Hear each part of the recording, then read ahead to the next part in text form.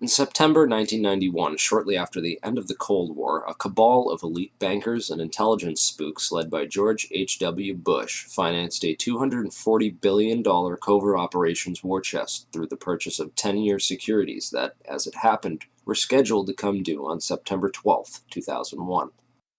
Project Hammer was undoubtedly used for a wide variety of illicit intelligence operations, but mainly it was used to finance a covert economic operation against the collapsing Soviet Union, whereby unknown Western investors bought up much of the Soviet industry with a focus on oil and gas, crashing the Russian economy, looting its central bank, orchestrating what became known as the Great Ruble Scam, and a wide variety of other clandestine, state-assisted operations designed to thoroughly prevent Russia from ever contesting the U.S. as a world superpower, while in the process lining the pockets of these economic hitmen who swooped in to devour the collapsing Russian economy after the fall of the Soviet Union.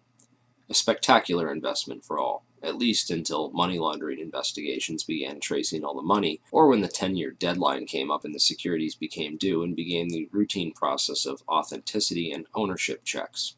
Evidence shows that several federal and private investigations had already stumbled upon the Hammer Fund and were compiling evidence on it up until the 9/11 attacks. These included the Office of Naval Intelligence, or ONI, which was moved to the outer E-ring of the recently renovated section of the Pentagon that was targeted and destroyed on 9/11. According to E.P. Heidner, the ONI had been investigating crimes associated with the plundering of Russia. 39 out of the 40 people who worked in those offices were killed on 9/11, including the entire chain of command. The Pentagon's financial accounting offices in that same wing were also an obvious target, as were the passengers on board Flight 77, many of whom coincidentally held top-secret clearances and were connected with Pentagon black operations. Agents of the Office of Naval Intelligence had also been investigating financial transactions which were linked to securities being managed by those securities dealers in the World Trade Center that were also targeted. 31% of the 125 fatalities in the Pentagon were from the Naval Command Center that housed the Office of Naval Intelligence. 41% of the fatalities in the Twin Towers came from two companies that managed U.S. government securities, Cantor Fitzgerald and Eurobrokers. There were three major security brokers in the World Trade Center: Cantor Fitzgerald, Eurobrokers, and Garbin Intercapital. At 8:46 on the morning of September 11th, Flight 11 flew directly into Marshall McLennan's secure computer room in the North Tower, right below the floor on which Cantor Fitzgerald was situated. Cantor Fitzgerald was the largest security dealer in the U.S. Shortly after that, a massive explosion went off just under the FBI offices in the North Tower on the 23rd floor. Fires were reported on the 22nd floor at 8:47. There were also explosions and subsequent fires reported at Garbin Intercapital on the 25th floor and in the basement of Tower 1 as well. Shortly thereafter, at 9:03, Flight 175 hit the South Tower right below the floors on which Eurobrokers was situated. In all three cases, the explosive, fiery destruction consumed the offices and the several floors above, destroying files and trapping victims inside. In the midst of all this, Building 6 was destroyed by an explosion that took place before either tower fell. This secondary explosion took out a portion of the building which just happened to include the El Dorado Task Force's offices. The El Dorado Task Force was an interagency money laundering watchdog group responsible for coordinating all major money laundering investigations in the U.S. In the immediate aftermath of September 11th, these groups would be redirected to investigate terrorist financing. Building 6 was located directly between the North Tower and World Trade Center Building 7. While large portions of World Trade Center 6 were gutted by explosions and later by falling debris from the North Tower, the building itself did not suffer a global symmetric collapse at near freefall acceleration as did Buildings 1, 2, and 7. FEMA photographer and 9/11 whistleblower Kurt Sonnenfeld took some interesting pictures of the U.S. Customs vault in the basement of World Trade Center 6, which was found completely empty and left with the door wide open. All of its contents appear to have been looted during the attacks. There is also evidence that gold was being looted from the vaults beneath World Trade Center 4. There were several early reports of a 10-wheel truck packed with stolen bullion caught fleeing World Trade Center 5 when the vehicle had become stuck on a collapsed ceiling brace, forcing the driver to flee the scene.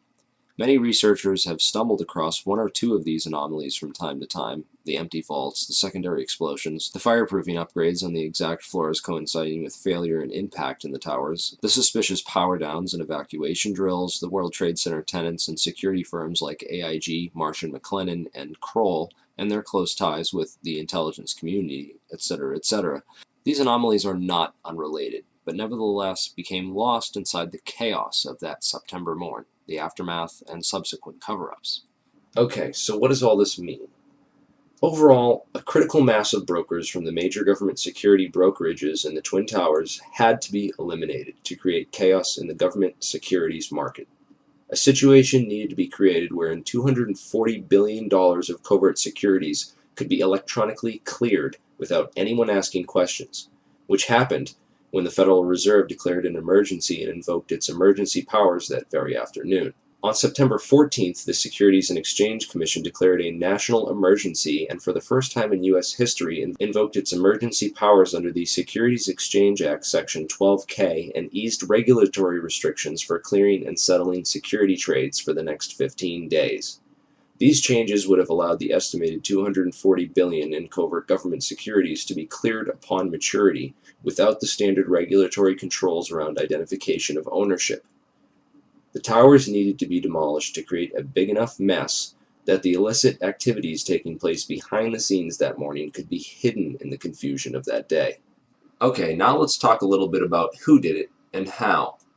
9/11 whistleblower Richard Andrew Grove was a software salesperson for a company called Silverstream. Silverstream's technology was on the cutting edge of Internet solutions, offering software to web-enable the critical business functions of Fortune 500 companies, basically integrating and making available on the web the disparate legacy applications and mainframes while simultaneously streamlining workflow and traditional paper processes, with an end result being a lower cost of operation and more efficient transactions. Silverstream had built Internet transactional and trading platforms for Merrill Lynch, Deutsche Bank, Bankers Trust, Alex Brown, and Morgan Stanley, to name a few. Leading up to 9/11, Silverstream was designing specialized accounting software for a major client, Marsh & McLennan. Marsh is the world's largest insurance brokerage and was located right below Cantor Fitzgerald in the North Tower. Approximately 295 Marsh employees were murdered that morning, along with other innocent victims and employees who either knew too much or too little about their chosen work environment. But most importantly, Silverstream provided a specific type of connectivity that was used to link AIG and Marsh & McLennan, the first two commercial companies on the planet to employ this type of transaction. What then were Marsh and AIG doing, and why did they need to leverage technologies that no other commercial entity on the face of the earth needed to use to conduct business? The recovered hard drives from the World Trade Center, combined with Richard Grove's testimony, give us some intriguing clues.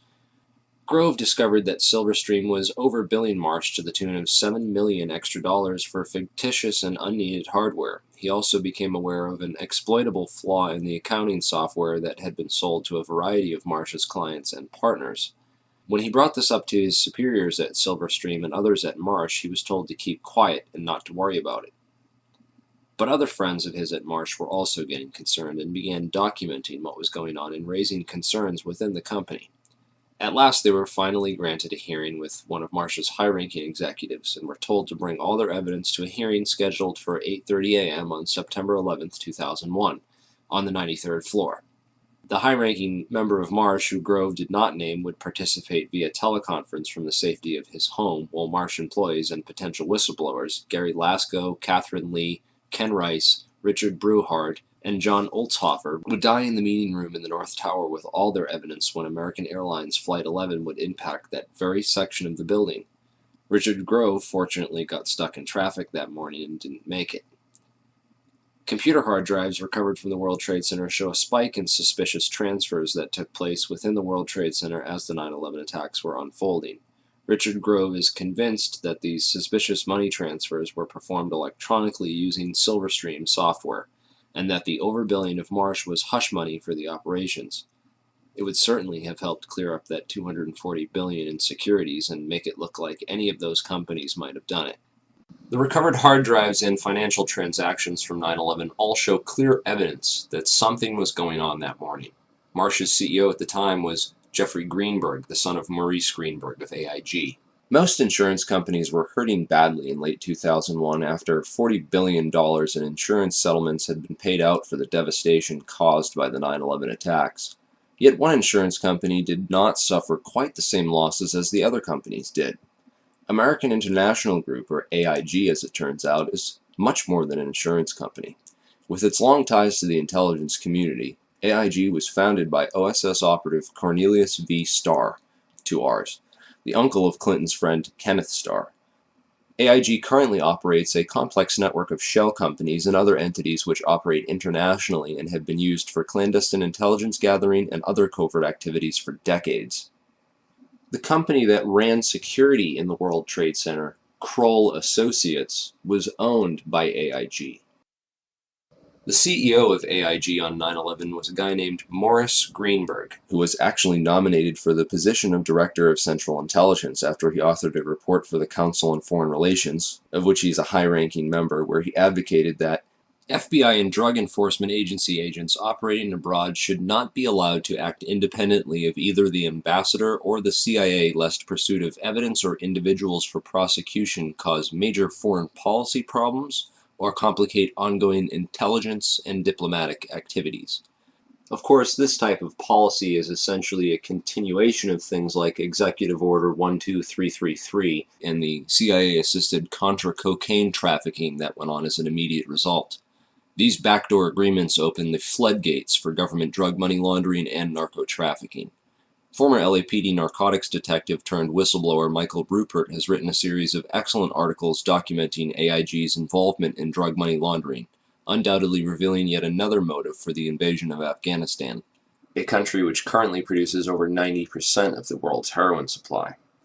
Drugs are arguably the most profitable commodity on the entire international market, and drug money was undoubtedly a motive behind the invasion of Afghanistan and consequently the 9/11 attacks. While companies like AIG launder the drug money for big banks, the actual drug production and trafficking can be traced back to the same Iran-Contra affiliates like Richard Armitage and Frank Carlucci. Unfortunately, that rabbit hole is a bit too deep and off-topic to get into here. I will mention that DynCorp was heavily involved, as well as Stewart Air Force Base in upstate New York, where the two flights out of Boston crossed paths simultaneously and shut off their transponders before making their way to the Twin Towers. Many researchers believe that the MENA operation was moved to Stewart Air Force Base after Barry Seal got whacked. Richard Armitage was the Deputy Secretary of State on 9/11, and according to whistleblower Michael Springman, he was the man responsible for granting visas to 15 out of 19 of the 9/11 hijackers, allowing them to enter the U.S. and pursue flight training. Frank Carlucci is the chairman of the Carlyle Group and was in Washington, D.C. on 9/11, having just met with George H.W. Bush and the brother of Osama bin Laden on Carlyle Group business. Frank Carlucci was also the chairman of BDM International, a company that served as a front for State Department black operations. Frank Carlucci's employees at BDM International left to take charge of Stratesec, the World Trade Center and airport security firm. Corporate Operating Officer Barry W. McDaniel, an ex-military expert in logistics and materials distribution, and CEO Wirt Dexter Walker III, who is a distant Bush cousin from the Herbert Walker line, with an extensive history of managing CIA front companies. Marvin Bush, the president's brother, was also a board member at Stratesec, although Stratesec maintained contracts for security upgrades which were set to expire on September 11, 2001. They were not the company officially charged with World Trade Center security. This role was assigned to a risk management firm called Kroll Associates. Kroll's chairman, Jerome Hauer, was a longtime personal friend of ex-FBI counterterrorism expert John O'Neill and was responsible for O'Neill's appointment as head of security for the World Trade Center just a few days prior to the 9/11 attacks. O'Neill was the world's leading expert on Osama bin Laden and al-Qaeda and was a potential 9/11 whistleblower with hard evidence of White House complicity in the protection and shielding of the 9/11 hijackers from all means of federal investigation. Al-Qaeda hijacking suspects were flagged by the Able Danger terrorist tracking program, which was also shut down by the White House. Able Danger whistleblower Anthony Schaefer claims the U.S. government destroyed over 6 terabytes of data related to Able Danger, which he also claims identified 9/11 ringleader Mohammed Atta as early as February of 2000. Those atop the chain of command in the White House, military, and intelligence establishment deliberately ignored all the warning signs of an impending attack, a clever strategy of plausible deniability which also served to portray those in charge as incompetent rather than complicit. In every major head throughout the chain of command on 9/11, from NORAD to the military, we see a repeated theme of complicity through negligence or incompetence. After 9/11, failure and incompetence was rewarded, and whistleblowers were silenced. Combined with the fact that 6 corporations control 90% of the media, and CIA operations like Mockingbird admit to taking over and subverting our U.S. media, we can understand how such a big lie could have been kept from the American public for so long. But if you stop and take the time to do your research, you'll find all the evidence is there, hidden beneath a mountain of disinfo and lies. It's been 10 years since 9/11 happened, and we are left with hundreds, if not thousands, of unanswered questions about the 9/11 attacks. A transparently fraudulent 9/11 Commission report, which purposely failed to even mention the collapse of World Trade Center 7, and a host of ridiculous, so-called debunking websites, forums, and other literature, which have done absolutely nothing over the past 10 years to debunk anything other than cleverly selected strawman arguments, and have failed to stem the constant flow of new 9/11 information, which researchers have been uncovering and bringing out to the public. Instead, they continue to label truth seekers, including family members of people who died on 9/11, as conspiracy theorists, and devise clever propaganda designed to prevent the general public from looking any further into the evidence or the actual claims of the so-called conspiracy theorists. In this video, we will take a deeper look into the so-called investigations, which have provided us with the official story, and why they deserve a more thorough examination. The Bush administration stalled government investigations into 9/11 for over 400 days. A week after 9/11, letters containing anthrax spores were mailed to several news media offices and 2 senators who were perhaps a bit too vocal about opening an official investigation into 9/11. The anthrax used in the attacks was identified as an Ames strain, which means it had to have come from the U.S. Army Medical Research Institute of Infectious Diseases at Fort Detrick, Maryland. A member of that institute, Jerome Hauer, managed the National Institute of Health response to the anthrax attacks. Coincidentally, Hauer also warned the White House to start taking Cipro, an antibiotic which is effective against anthrax, a week before the attacks.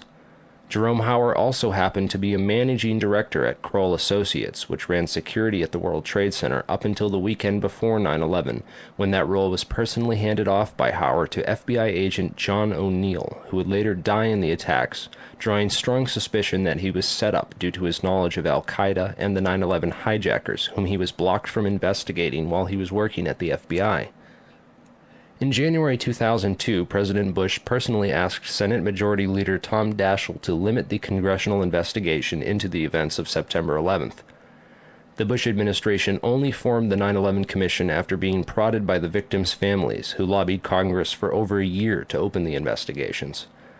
When the Bush administration finally did open a 9/11 investigation, it was described by some members as set up to fail.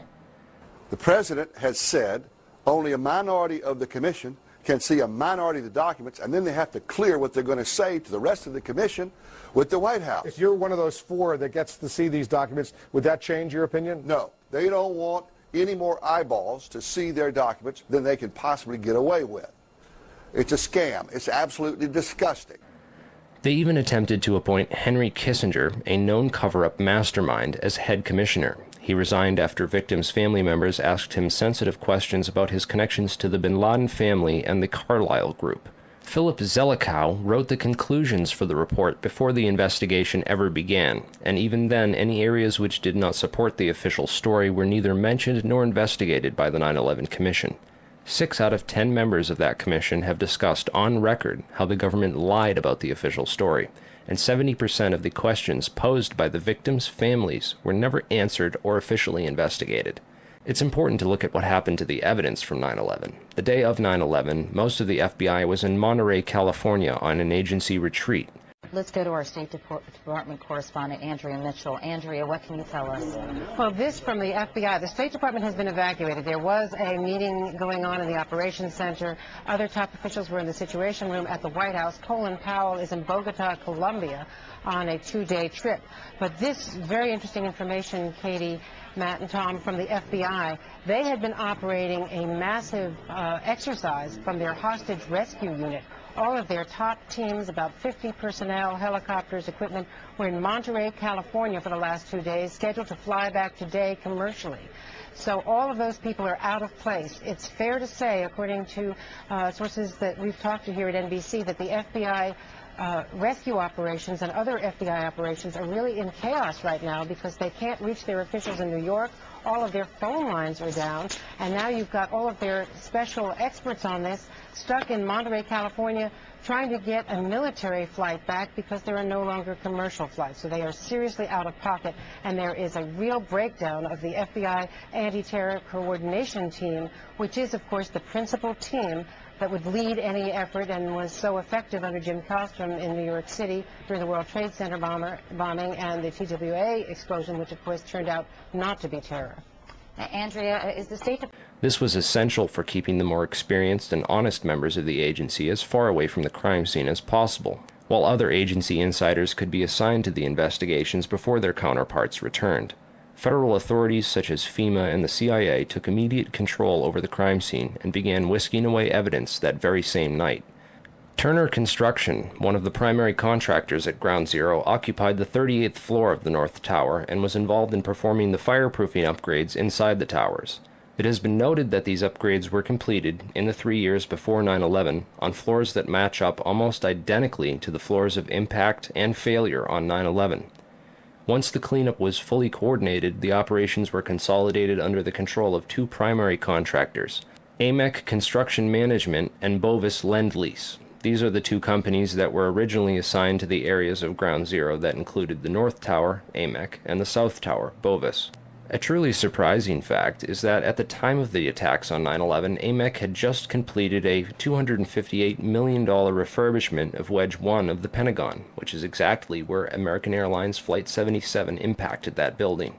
Arguments over the size of the hole of the Pentagon and whether it was a plane or a missile are, in my opinion, a convenient distraction from the much bigger picture of why that section of the building was targeted and by whom. On September 10, 2001, Secretary of Defense Donald Rumsfeld announced that $2.3 trillion in unadjusted funds were missing from the Pentagon budget. The very next day, the offices whose responsibility it was for tracking that money down were destroyed when American Airlines Flight 77 impacted that very section of the building. The only off-site backup for the Pentagon's black budget financial records was a secure federal office building in the World Trade Center complex. Strangely, it too was destroyed on 9/11. World Trade Center 7 was the largest CIA headquarters outside of Langley, Virginia, and housed offices involved in several large-scale federal investigations into massive stock market and accounting fraud. Not surprisingly, World Trade Center 7 was the first to be cleaned up and the evidence destroyed at Ground Zero. So if the Twin Towers in Building 7 were brought down in a controlled demolition, and the scientific evidence points to nanothermite, then who could have produced this, and who could have put it in the buildings, and how did they get it there? In the impact zone of the North Tower was a company called Marsh & McLennan, which at the time was the world's largest insurance brokerage company. One of Marsh's executives was a guy named L. Paul Bremer, who was also the chairman of the Congressional National Commission on Terrorism from 1999 to 2000, and the U.S. Ambassador at Large for Counterterrorism from 1986 to 1989.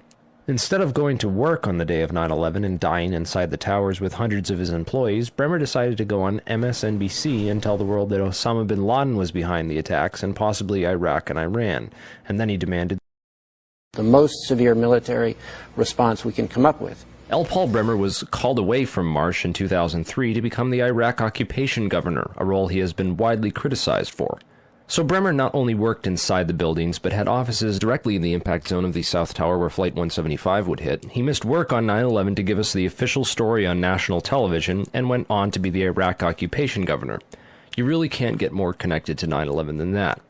Oh wait, you can, sorry. I forgot to mention that Bremer was also the former manager for Kissinger Associates. He was a member of the board for Akzo Nobel, the parent of International Paint Company, which produced a fireproofing application for skyscrapers called Interchar. Bremer was also on the International Advisory Board for the Japanese mining and machinery company Komatsu, which at the time had been involved in a joint venture agreement with Dresser Industries, the oil services intelligence front where Prescott Bush Sr. and George H.W. Bush got their start with Neil Mallon. Anyway, the Komatsu Dresser mining division operated from 1988 to 1996 1997, and in July 1996 it patented a nanothermite demolition device that could, quote, demolish a concrete structure at high efficiency while preventing a secondary problem due to noise, flying chips and dust, and the like.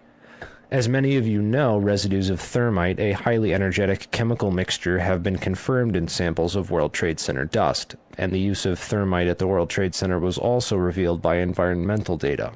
See the description for more links and sources. Scientific Applications International Corporation, a defense contractor with expertise in thermite-related technologies, played a large part in the NIST World Trade Center investigation. A few other names and companies inside the Twin Towers also worthy of further investigation include Craig Stapleton, who is married to Bush's cousin Dorothy Walker Bush. Stapleton was the president of Marsh Real Estate Advisors from 1982 to 2001. He was a member of the board of directors for Sendant, that was charged with massive accounting fraud in 1998, and went on to join Winston Partners, a privately owned investment firm founded in 1993 and led by George W. Bush's brother Marvin. Other very powerful and well-connected people worked in senior management at Marsh. These included Stephen Friedman, a senior principal at Marsh Capital and former partner at Goldman Sachs, who later became George W. Bush's top economic advisor. Friedman was also a member of the Brookings Institution, the Bilderberg Group, the Foreign Intelligence Advisory Board, and the board at In-Q-Tel, the investment firm founded by the CIA in 1998. In-Q-Tel invests in state-of-the-art technologies related to defense and intelligence work, including nano and chemical technologies, according to its website. In another interesting coincidence, Friedman belonged through Cornell University to a secret society called Quill and Dagger, the membership of which includes Paul Wolfowitz, Sandy Berger, and Stephen Hadley. Wolfowitz, the neocon Deputy Secretary of Defense in the Bush administration, was the author in 1992 of the Wolfowitz Doctrine of preemptive warfare. He also made comments about a surprise-like Pearl Harbor months before 9/11 and met with Pakistani ISI General Mahmoud Ahmed in the week before 9/11.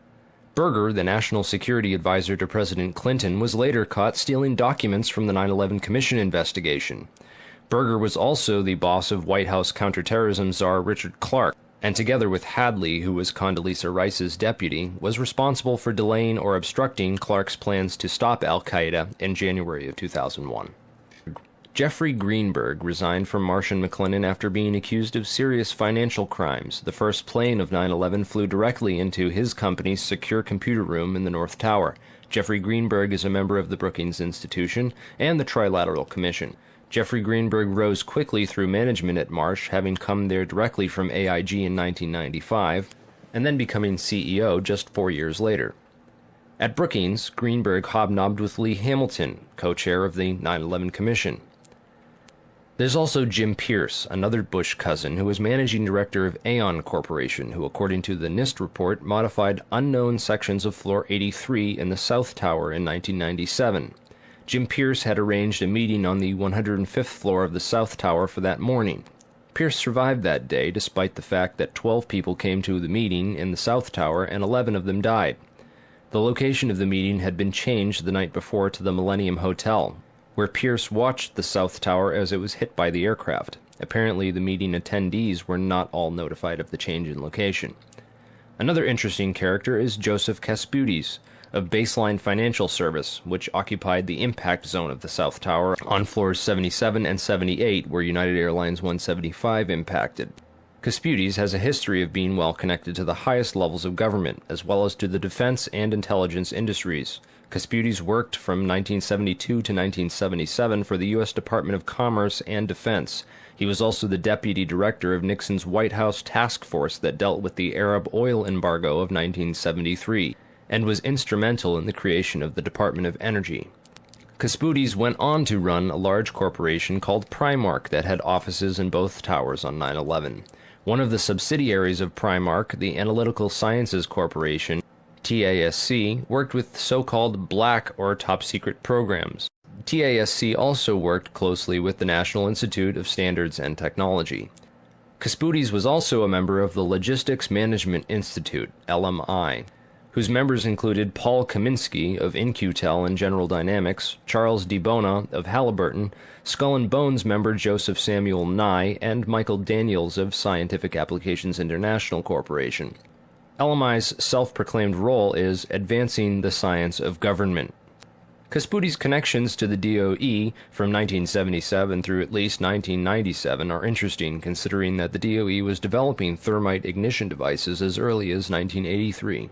Joseph Casputis went on to become the CEO of Baseline Financial Services, which was directly in the impact zone on the 78th floor of the South Tower. According to NIST, Casputis Baseline Financial modified the southeast corner of Floor 78 in 1999, exactly where the aircraft hit on 9/11. Floors 77 and 78 were upgraded for fireproofing in June and April of 1998, respectively. Another company of interest on Floor 91, just above the impact zone for the South Tower, was Washington Group International. This company was known primarily as a construction and mining firm, and it had just acquired Raytheon Engineers in July of 2000. In 1996, Washington took over Morrison Knudsen, an engineering and construction firm that had a history of working on large-scale projects around the world, including in China, Iran, Afghanistan, and Saudi Arabia. The Army Corps of Engineers hired Morrison Knudsen to demolish over 200 buildings in 1995. One of the DOE facilities for which Washington was responsible well before 9/11 was the Savannah River site near Aiken, South Carolina. In February of 1997, Lawrence Livermore National Labs and the Savannah River site signed an agreement of cooperation to share technology. Savannah went on to add developing sol gel technology for fuels and other applications to its portfolio.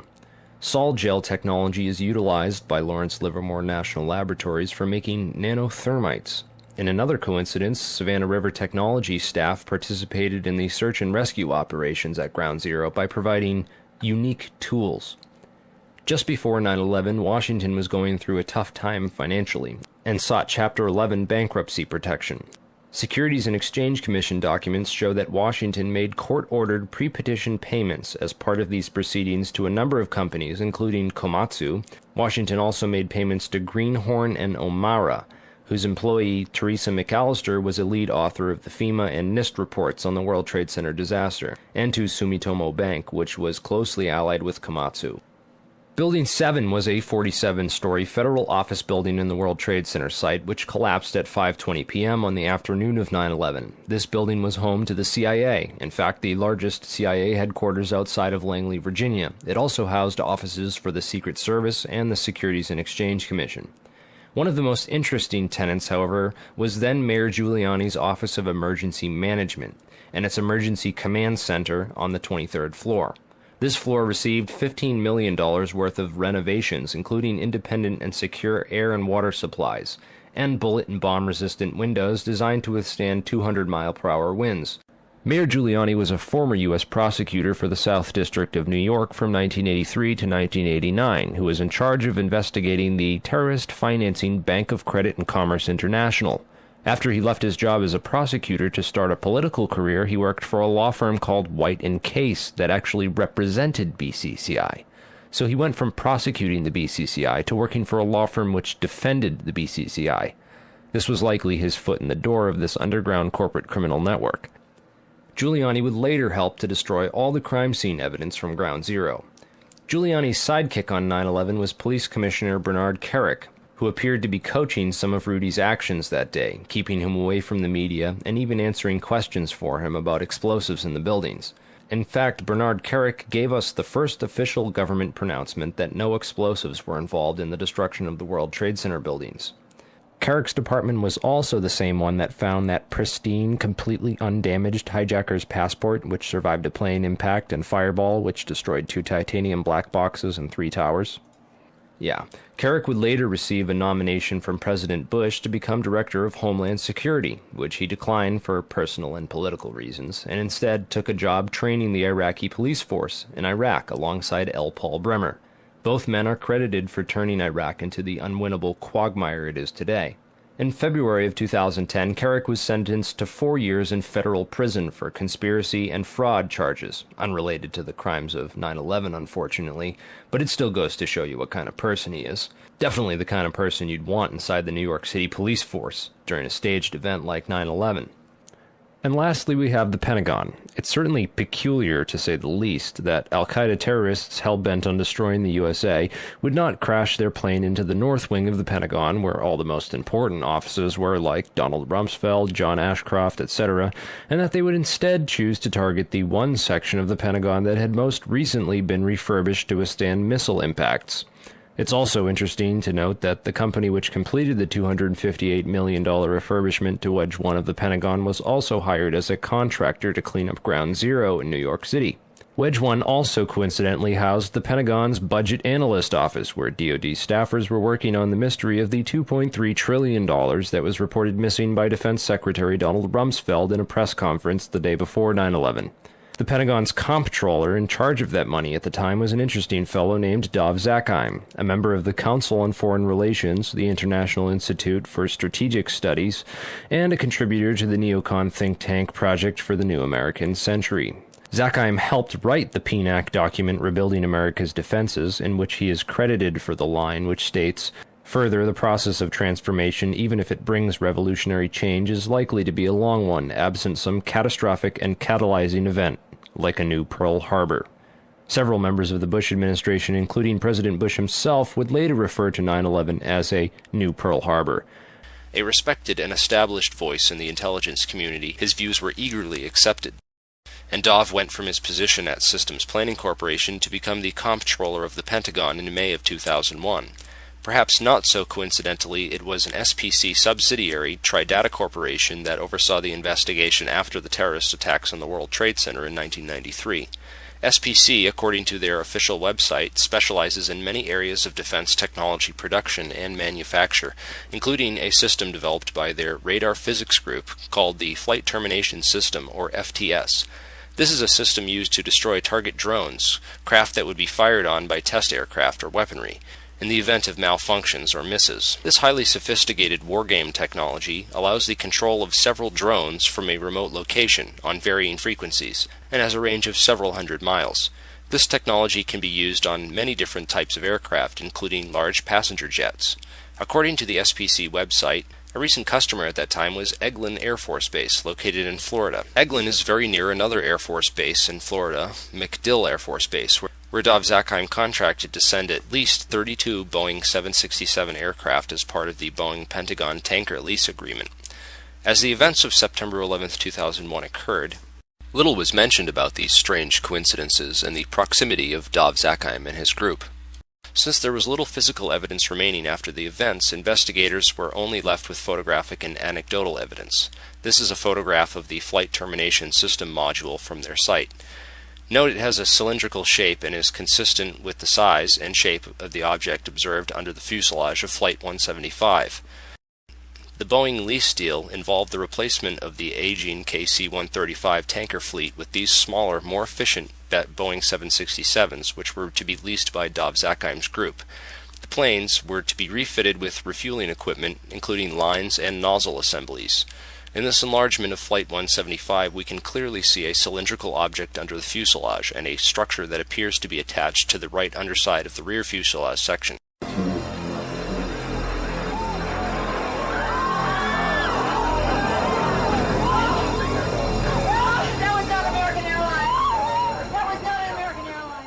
When seen in comparison, it is obvious that the plane approaching the Trade Center has both these structures, the FTS module, and the mid-air refueling equipment, as configured on the modified Boeing 767 tankers. Of particular interest is the long tube-like anomalous structure under the rear fuselage area of 175. This structure runs along the right rear bottom of the plane. The equipment attached to the underside of the plane which hit the World Trade Center is identical in every single way to the Boeing 767s issued by Dov Zakheim. Whoa, whoa, whoa. Bring it back. The video you're watching now came from Loose Change First Edition. Did you catch that? It appears to show the FTS pod self-destructing just before impact.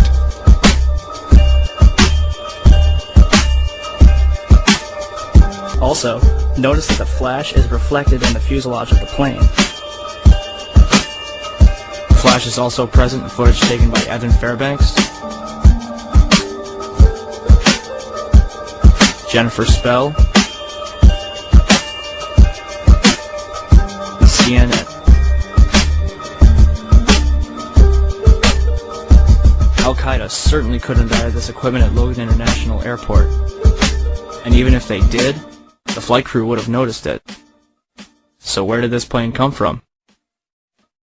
Another interesting piece of 9/11 evidence is the last 12 seconds of UA-175.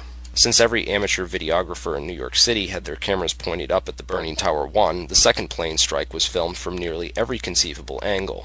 Expert analysis of this plane leads to some startling revelations. First, there is the expertly controlled flight characteristics of this plane. During its last 12 seconds of flight, UA-175 made a single corrective maneuver so perfectly timed and executed that it's unlikely it was piloted by human hands. One of the things that jumped out at me when I looked at the footage of the video of Flight 175 as it went into the World Trade Center is it appeared to me that there was something on the under fuselage of that aircraft that did not belong there, at least not with a commercial airliner. Now, I'll tell you where I have seen attachments that look like that on military aircraft. So the question you have to answer now is, was that the commercial airliner that hit the World Trade Center, or possibly was it an aircraft that looked very similar but was a military type airplane? All the recorded sources, all the different photographic evidence that was produced by CNN and ABC, they all show this pod. It's there. You can see it with your own eyes.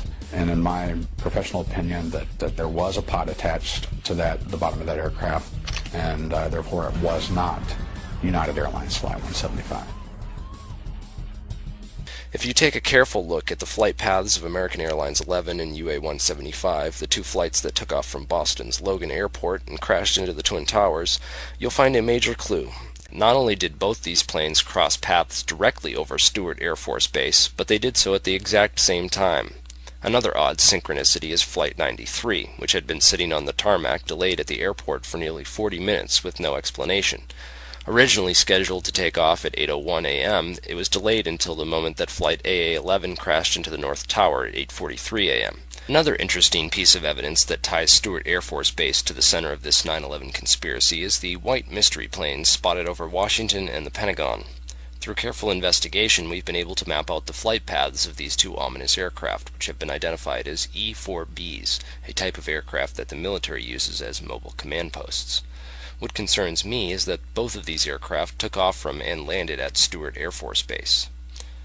Another interesting coincidence I found was that Flight 93 turned around directly over Hopkins Airport, and Flight 77 turned around directly over Tri-State Airport. Webster Tarpley has done some of the most thorough research into the wargame exercises that were taking place on the day of 9/11. But this white mystery plane, the Doomsday plane, what was it doing over the Pentagon and the White House on 9/11? Who was flying in that plane? What were they doing? Being the comptroller for the Pentagon and the chief financial officer, you have to kind of wonder what Dov Zakheim was doing on 9/11. And what his connections were to the $2.3 trillion that were missing from the Pentagon the day before 9/11. If anything, the individuals and organizations outlined in this video are at least as suspicious as the 19 hijackers themselves. They have nothing on us. Why don't you? Book 'em, Dano.